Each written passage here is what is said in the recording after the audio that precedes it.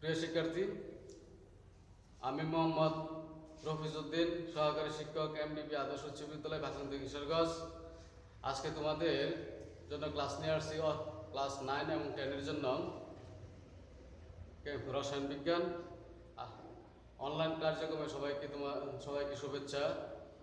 আজকে তোমাদের জন্য একটি মজার ক্লাস নিয়ে আসছি। সেই ক্লাসটা হচ্ছে মৌলসমূহের ইলেকট্রন বিন্যাস। এই ইলেকট্রন বিন্যাসের পদ্ধতি পুরাতন পদ্ধতি এবং আধুনিক নিয়ম আছে। আজকে আধুনিক নিয়ম তোমাদের বোঝাতে চেষ্টা করব। এখানে মৌলসমূহের ইলেকট্রন বিন্যাস আমরা জানি যে 1 থেকে 18 পর্যন্ত শক্তি স্তরের ভিত্তিতে ইলেকট্রন বিন্যাস করা সম্ভব। যেখানে 2n² সূত্রের উপর ভিত্তি করে ইলেকট্রন বিন্যাস করা হচ্ছে। আমরা জানি n এর মান যদি 1 হয় তাহলে প্রথম শক্তি স্তরে 2টি, এবং n এর মান 2 হলে প্রথম শক্তি স্তরে 8টি, এবং তৃতীয় শক্তি স্তরে n এর মান 3 হলে 18টি, এবং n এর মান 4 হলে চতুর্থ শক্তি স্তর, যাকে ইলেকট্রন ধারণ ক্ষমতা হতে পারে 32টি। এই নিয়মের ভিত্তিতে 1 থেকে 18 পর্যন্ত ইলেকট্রন বিন্যাস করা যায়, অর্থাৎ শক্তি স্তরের মৌলসমূহের ইলেকট্রন বিন্যাস সম্ভব 1 থেকে 18 পর্যন্ত যাদের ইলেকট্রন সংখ্যা তাদের ক্ষেত্রে ইলেকট্রন বিন্যাস করা সম্ভব। এর পরবর্তী যেসব মূল রয়েছে 118 পর্যন্ত, সেই সকল মূলের ইলেকট্রন বিন্যাস করতে হলে উপস্তর বা অরবিটালের ভিত্তিতে আধুনিক নিয়ম অর্থাৎ আউটবাউ নীতিতে ইলেকট্রন বিন্যাস করতে হয়। আমি তোমাদের বোঝার সুবিধার জন্য এখানে আমি আউটবাউ নীতিটি লিখে দিচ্ছি। আউটবাউ নীতি একটি জার্মান শব্দ, যার অর্থ হয়েছে মানে নিচ থেকে উপরে ওঠা, বিল্ডিং আপ। অর্থাৎ প্রথম শক্তি স্তর পূর্ণ করার পরে দ্বিতীয় শক্তি স্তর, অর্থাৎ প্রথম শ্রেণী পড়াশোনা করার পরে দ্বিতীয় শ্রেণীতে আমরা যেমন পড়াশোনা করতে হয়, ঠিক একইভাবে প্রথম শক্তি স্তর পূর্ণ করার পরে দ্বিতীয় শক্তি স্তরে ইলেকট্রন আসতে পারে। অর্থাৎ প্রথম শক্তি স্তর পূরণ করার আগে কখনো ইলেকট্রন দ্বিতীয় শক্তি স্তরে আসতে পারে না। যদি আসে তাহলে বলতে হবে এখানে নিয়মের ব্যতিক্রম ঘটেছে। অর্থাৎ এখানে যে আমি লিখে দিয়েছি, এখানে আউটবাউ নীতি লিখলাম 1s 2s 3s 4s 5s 6s 7s। এই 1 থেকে 7 পর্যন্ত লেখার পরে তারপরে যদিও আরো বড় করে লেখা সম্ভব, কিন্তু তোমাদের এই যে নিয়মটি দিচ্ছি সেই নিয়মের ভিত্তিতেই 118টি মূলের ইলেকট্রন বিন্যাস করা সম্ভব। তাই এই 118টি মূলের ইলেকট্রন বিন্যাস করতে যতটুকু দরকার ঠিক সেইটুকু এখানে ব্যবহার করা হচ্ছে। তাহলে 1 থেকে 7 পর্যন্ত এক সমান দূরত্বে একই লাইনে সোজাসুজি লিখবা, তার উপর থেকে একটি বাদ দিবা, নিচ থেকে একটি বাদ দিবা। অর্থাৎ পি অরবিটালের সারি লিখতে গেলে এস অরবিটালের প্রথম অংশ থেকে এই অংশটা বাদ এবং নিচের অংশ একটা বাদ, তারপর দ্বিতীয় অরবিটাল অর্থাৎ পি অরবিটালটা আমরা লিখছি কিভাবে 2p 3s 4p 5s এবং 6p। এখানে 1p এবং কি 7p অংশটা আমি বাদ দিয়ে দিচ্ছি, অর্থাৎ এর উপর থেকে একটা বাদ এবং নিচ থেকে একটি বাদ দিয়ে দিচ্ছি। ঠিক একইভাবে তৃতীয় অরবিটালে যখন আমরা লিখবো 3d 4p 5p, এখানে উপর থেকে একটা বাদ দিচ্ছি এবং নিচ থেকে একটি অরবিটাল আমি কম দিচ্ছি। তারপরে কি এক অরবিটাল যখন লিখবো, এখানেও ঠিক উপর থেকে একটি বাদ দিচ্ছি, নিচ থেকে একটি বাদ দিচ্ছি, এবং সমান দূরত্বে অর্থাৎ সারির ক্ষেত্রে এবং পর্যায়ের ক্ষেত্রে, অর্থাৎ নিচ থেকে এবং সমান্তরালভাবে, অর্থাৎ প্রত্যেকটা অংশে সমান দূরত্বে লিখলে ওই অংশটা বোঝার কাটার জন্য এবং লাইনগুলো সঠিক করার জন্য তুমি সহজেই বুঝতে পারবে। তাহলে 1s থেকে 7s 2p থেকে 6p এবং 3d থেকে 4p এবং 4f লিখলাম। লেখার পরে আমি কি করলাম, এই অংশটা 1s প্রথম কেটে নিচ্ছি, তীর চিহ্ন ব্যবহার করছি। তারপরে কি 2s, তারপর 2p থেকে 3s 3p থেকে 4s, আবার 3d 4p 5x, তারপর কি আছে 4d 5p 6x, তারপর কি আছে 4f 5d 6p এবং 7s। এইটা হচ্ছে ক্রম। এই ক্রম অনুযায়ী আউটবাউ নীতিতে ইলেকট্রন কি করবে, প্রবেশ করবে। তারপরে এই অরবিটালগুলোয় ইলেকট্রন কিভাবে প্রবেশ করবে সেই নিয়মটা আমাকে জেনে নিতে হবে। আমরা এখানে s p d f এগুলো কি বলা হয়, উপশক্তি স্তর বা কেমিস্ট্রি ভাষায় বলে অরবিটাল। হ্যাঁ উপশক্তি স্তর বা অরবিটাল। অরবিটাল কি এস পি ডি এফ লিখলাম এবং প্রত্যেকটা অরবিটালের ইলেকট্রন ধারণ ক্ষমতা সর্বোচ্চ কত অর্থ হচ্ছে বেশি হতে পারে না, কি এর কম হতে পারবে কিন্তু এর চাইতে বেশি কখনো গ্রহণ করার ক্ষমতা নাই। তাহলে ইলেকট্রন ধারণ ক্ষমতা সর্বোচ্চ কত? এস অরবিটালের 2টি, পি অরবিটাল 6টি, ডি অরবিটাল 10টি এবং এফ অরবিটাল 14টি। অর্থাৎ ইলেকট্রন এসে 2টি ইলেকট্রন থাকতে পারবে, পিতে 6টি ইলেকট্রন থাকতে পারবে এবং ডিতে 10টি এবং এফে অরবিটালে 14টি ইলেকট্রন থাকতে পারবে। এর বেশি হতে পারে না কিন্তু কম থাকতে পারবে। হ্যাঁ, তাহলে এখানে আমি নিচে ক্রমটি লিখে দিছি 1s। এই তীর চিহ্ন ব্যবহার করছি, প্রত্যেকটা তীর এখান থেকে শুরু হয়েছে এখানে শেষ হয়েছে। এইভাবে এই অনুক্রমটি লিখতে হবে। অর্থাৎ ক্রমটি লিখতে গেলে এইভাবে লিখতে হবে 1s 2s 3s, তারপরে কি আছে 3p, 3p পরে 4s, তারপরে কি 3d, 4p, 5s, তারপর কি 4d, 4d এর পরে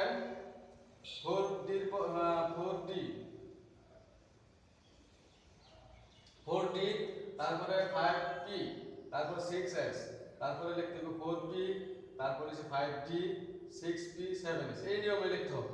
ইলেকট্রন এই নিয়মে প্রবেশ করবে। হ্যাঁ, এবং কি ইলেকট্রন কোন অরবিটালে কতটি ইলেকট্রন প্রবেশ করবে তা বলতে পারবো। আমরা যদি বলি একজন আমার কাছে 10 টাকা পাইবো, 10 টাকা একজন লোকে আমার কাছে পাইবে, কিন্তু আমার কাছে আছে 8 টাকা, তাকে আমি 8 টাকা দিতে পারবো। হ্যাঁ, 2 টাকা কম দিয়ে তাকে বুঝে দিতে পারবো, অত কম দিতে পারবো। কিন্তু আমার কাছে কোন লোকে যদি 10 টাকা পায়, আমার কাছে যদি 100 টাকা থাকে, তাকে আমি কি 10 টাকাই দিব, কিন্তু 11 টাকা অর্থাৎ 10 টাকার বেশি কখনোই দিব না। ঠিক আছে? তাহলে কম, আমার কাছে যদি কম থাকে তাহলে কম দিতে পারবো, কিন্তু বেশি থাকলে হ্যাঁ যতটুকু প্রাপ্য তার চাইতে বেশি কখনোই দেওয়া সম্ভব নয়। ঠিক একই নিয়মে এই ইলেকট্রন এই নিয়মে প্রবেশ করবে। অর্থাৎ হ্যাঁ, কোনো মৌলের ক্ষেত্রে যদি ইলেকট্রন বেশি থাকে তাহলে এসে 2টি ইলেকট্রনে প্রবেশ করবে। অর্থাৎ কোন লিথিয়ামের ক্ষেত্রে যদি 3টি ইলেকট্রন থাকে, অর্থাৎ প্রথম এসে তুমি 3টি ইলেকট্রন দিতে পারবে না, কারণ তার সর্বোচ্চ গ্রহণ করার ক্ষমতা হচ্ছে 2টি ইলেকট্রন। যদি হাইড্রোজেনের ক্ষেত্রে 1টি ইলেকট্রন আছে, এখানে প্রথম অরবিটাল হচ্ছে s, এখানে কিন্তু 1টি আছে, তুমি 2টি দিতে পারবে না। আছে তোমার কাছে 1টি ইলেকট্রন, সেই অনুযায়ী তুমি 1টি ইলেকট্রনই দিতে পারবে। যখন আমি ইলেকট্রন বিন্যাস করব বিভিন্ন মৌলের, তখন তুমি এই নিয়মটি আরো বুঝতে সক্ষম হবা। হ্যাঁ, আমি উদাহরণের সাহায্যে এই ইলেকট্রন বিন্যাসগুলো আমি দেখিয়ে দিব 1 থেকে 20 পর্যন্ত, অথবা মানে 1 থেকে 118 পর্যন্ত প্রত্যেকটি মৌলের ইলেকট্রন বিন্যাস এই আবহাওয়া নীতির উপর ভিত্তি করে গঠন করা সম্ভব এবং ইলেকট্রন বিন্যাস করা সম্ভব। প্রিয় শিক্ষার্থী, উদাহরণের সাহায্যে ইলেকট্রন বিন্যাসগুলো যখন তোমাদের দেখানো হবে তখন বুঝতে তোমাদের জন্য আরো সহজ হবে। এখানে হাইড্রোজেনের ইলেকট্রন সংখ্যা হচ্ছে 1। এখানে আমরা প্রথম আবহাওয়া নীতিতে আমরা যে সূত্রটি দিয়েছিলাম সেই সূত্রতে 1s আছে। তাহলে s অরবিটালে আমরা জানি ইলেকট্রন ধারণ ক্ষমতা কত? সর্বোচ্চ 2টি।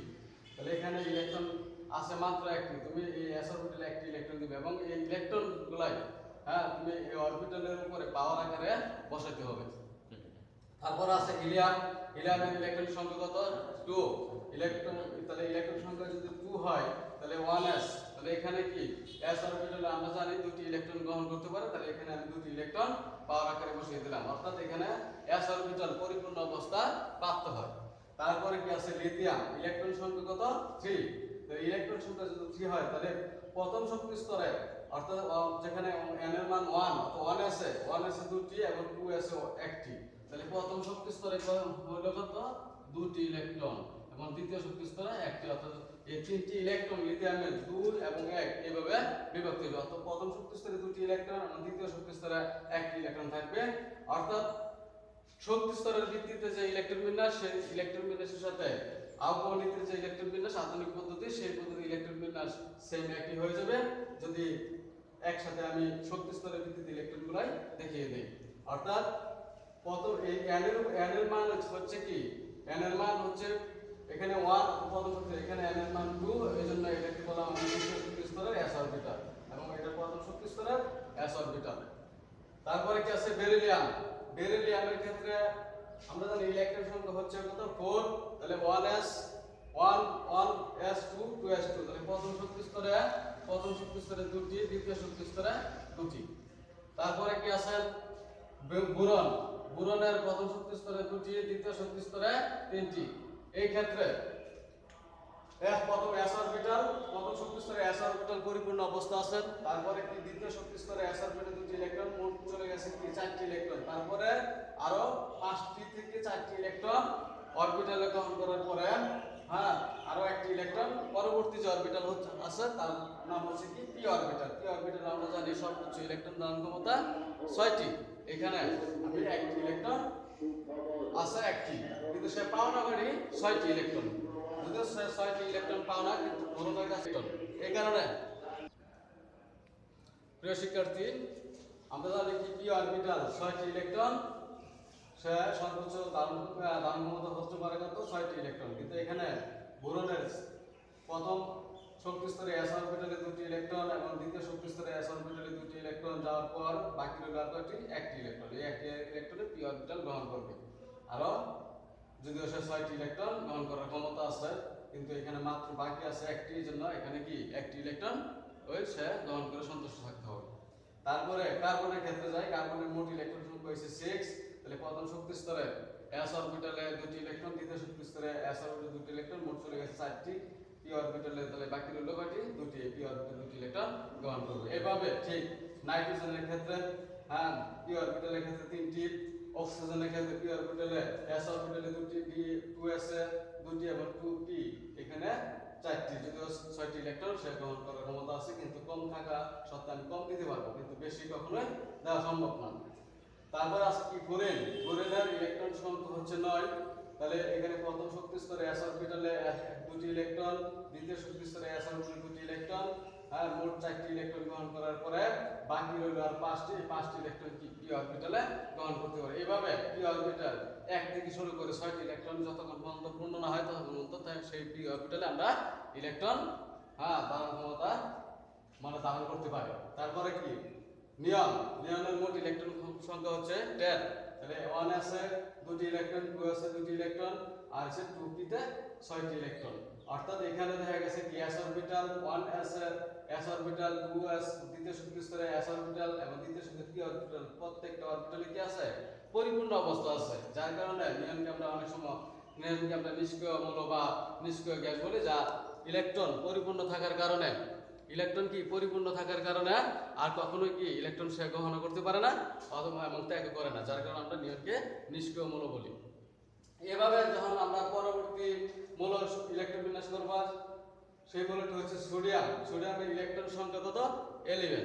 তাহলে 11 এর 1s2, 2s2, 2p6 এই পর্যন্ত কি ঠিক নিয়নের মতন হচ্ছে, অর্থাৎ 10টি ইলেকট্রন চলে গেছে। তাহলে কি এরপরে আর বাকি রইল কতটি ইলেকট্রন? একটি ইলেকট্রন। এই একটি ইলেকট্রন গ্রহণ করার জন্য পরবর্তী শক্তি স্তরের যে অরবিটাল আছে সেই অরবিটালে যেতে হবে। তাহলে পরবর্তী আয়বীয় নীতিতে সে অরবিটালে হচ্ছে কি তৃতীয় শক্তি স্তরের s অরবিটাল। তৃতীয় শক্তি স্তরের s অরবিটালে যদিও এখানে ইলেকট্রন s এর গ্রহণ করার ক্ষমতা হচ্ছে কত? 2টি, কিন্তু তোমার কাছে আছে কত? মাত্র একটি। এই কারণে 3s অরবিটালে একটি ইলেকট্রন দিতে হবে। এখানে যদি আমি ইলেকট্রন বিন্যাস করে শক্তি স্তরে লিখতে, তাহলে প্রথম শক্তি স্তরে 2টি, দ্বিতীয় শক্তি স্তরে 8টি এবং তৃতীয় শক্তি স্তরে 1টি। অর্থাৎ সোডিয়ামের ইলেকট্রন বিন্যাস হচ্ছে শক্তি স্তরের ভিত্তিতে 2, 8, 1। ঠিক একইভাবে সোডিয়ামের পরে ম্যাগনেসিয়াম, অ্যালুমিনিয়াম, সিলিকন, ফসফরাস, তারপর সালফার, ক্লোরিন, আর্গন, এই একইভাবে ইলেকট্রন বিন্যাস করা সম্ভব। তারপরে কি আছে? পটাশিয়াম, যার মোট ইলেকট্রন সংখ্যা হচ্ছে 19। তাহলে 1s2, 2s2, 2p6, 3s2, তাহলে এখানে 3p6। তারপরে কি এখানে ওই আবহাওয়া নীতি অনুযায়ী যেভাবে আমি সূত্রটি দিয়েছি সেই নিয়ম অনুযায়ী সূত্রটি 3d রেখে 4s এ কিন্তু চলে যাচ্ছে ইলেকট্রন। 4s এ ইলেকট্রন, অর্থাৎ নিয়ম অনুযায়ী 4s এবং 3d এর মধ্যে কেন 4s এ ইলেকট্রন আগে চলে যায় এবং 3d তে কেন পরে আসে, অর্থাৎ তৃতীয় শক্তি স্তর রেখে চতুর্থ শক্তি স্তরে ইলেকট্রন প্রবেশ করে সেই ব্যতিক্রম কেন ঘটে সেটা পরবর্তী ক্লাসে তোমাদেরকে আমি বোঝাতে চেষ্টা করব।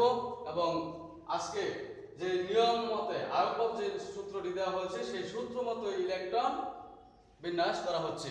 কিছু কিছু ক্ষেত্রে ব্যতিক্রম ঘটে, সেই ব্যতিক্রম আরেকদিন, ব্যতিক্রম নেই শুধুমাত্র ব্যতিক্রম নিয়ে আরেকদিন আমি আলোচনা করব।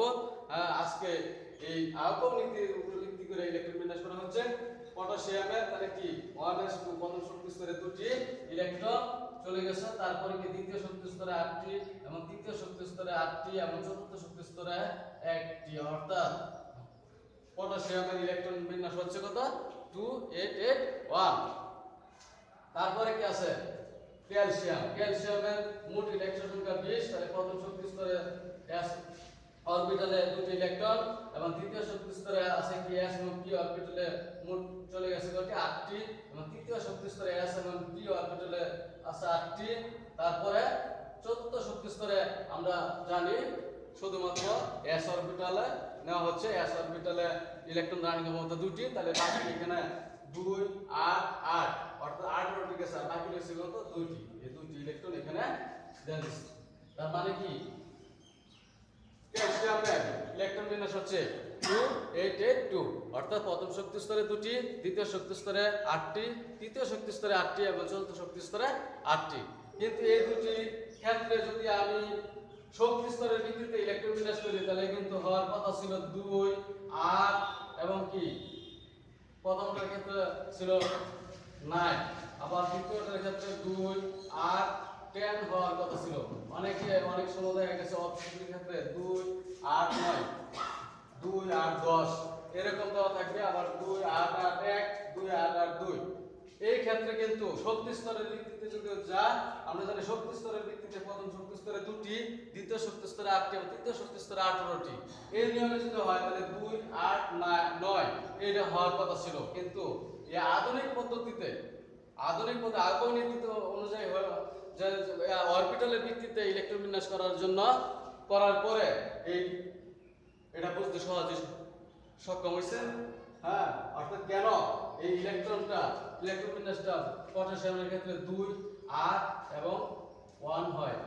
যারা অষ্টম শ্রেণীতে পড়ে তাদের ক্ষেত্রে এই আয়ুর্বেদ নীতি না বোঝার জন্য শুধুমাত্র ইলেকট্রন বিন্যাসগুলো 1 থেকে 18 পর্যন্ত দেওয়া আছে বইয়ের মধ্যে, অর্থাৎ এই পটাশিয়াম ক্যালসিয়ামে গেলে এই শক্তি স্তরের ভিত্তিতে ইলেকট্রন বিন্যাস করা সম্ভব না। অর্থাৎ কি আধুনিক পদ্ধতি আয়ুর্বেদ নীতি অরবিটাল উপশক্তি স্তরের ভিত্তিতে ইলেকট্রন বিন্যাস করলেই এই ইলেকট্রন বিন্যাস 2 8 8 1 কেন হয় সেটা বোঝা অতি সহজে সক্ষম। কিন্তু পরবর্তী এবং ক্যালসিয়ামের ক্ষেত্রে ইলেকট্রন বিন্যাস শক্তি স্তরের ভিত্তিতে হওয়ার কথা ছিল 2 8 10, অর্থাৎ প্রথম শক্তি স্তরে 2টি, দ্বিতীয় শক্তি স্তরে 8টি এবং তৃতীয় শক্তি স্তরে যেহেতু 8 8 থাকতে গেলে 10টা দিতেই পারবা, এই কারণে 2 8 10 হওয়ার কথা। কিন্তু বাস্তবে কি আছে এটা ইলেকট্রন বিন্যাস হবে কি 2 8 8 2, অর্থাৎ উপশক্তি স্তর বা অরবিটালের ভিত্তিতে ইলেকট্রন বিন্যাস করলে আয়ুর্বেদ নীতিতে আধুনিক নিয়মে ইলেকট্রন বিন্যাস করলে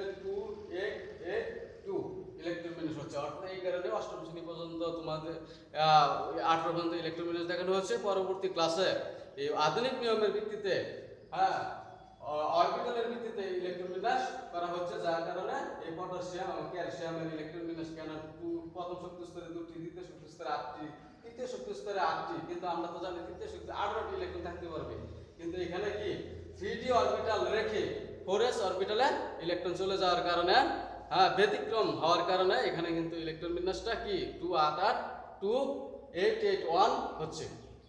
না হলে শক্তি স্তরের ভিত্তিতে যদি হতো তাহলে কি 2 8 8 2 8 9 অথবা 2 8 10 এই দুটির ক্ষেত্রে এইরকম ইলেকট্রন বিন্যাস হওয়ার কথা ছিল।